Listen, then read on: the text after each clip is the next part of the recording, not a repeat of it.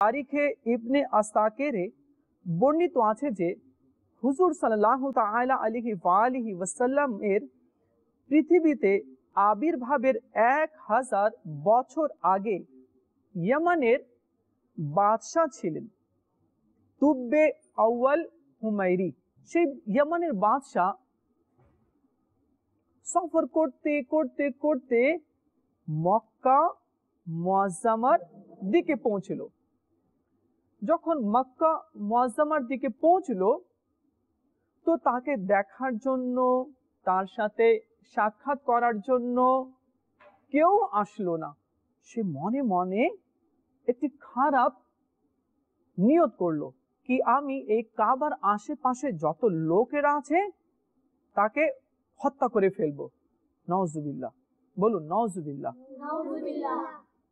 আর ওই ঘর যে আছে ওই ঘরকে ভেঙে ফেলবো।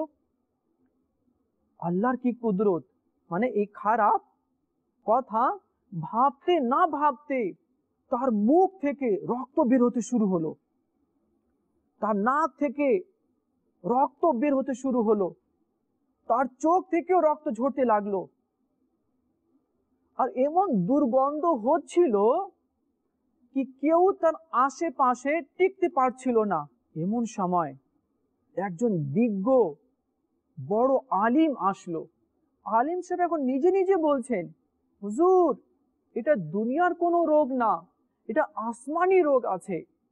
যদি আপনি কোনো খারাপ ধারণা করেছেন বা খারাপ নিয়ত করেছেন, চিন্তা ভাবনা করেছেন, তো সেটা থেকে আপনি তওবা করে নিন, তো আপনি ভালো হয়ে যাবেন। বাদশাহ সঙ্গে সঙ্গে নিজের খারাপ ধারণা থেকে, খারাপ নিয়ত থেকে তওবা করে নিল। আর এভাবে করলো কি হে আল্লাহ, আমি যে খারাপ ধারণা করেছি এ থেকে আমি তওবা করছি। যখনই সে তওবা করলো, তওবা করার সাথে সাথে তার মুখ থেকে, নাক থেকে, চোখ থেকে যে রক্ত বের হচ্ছিল সেটা বন্ধ হয়ে গেল, সে ভালো হয়ে গেল।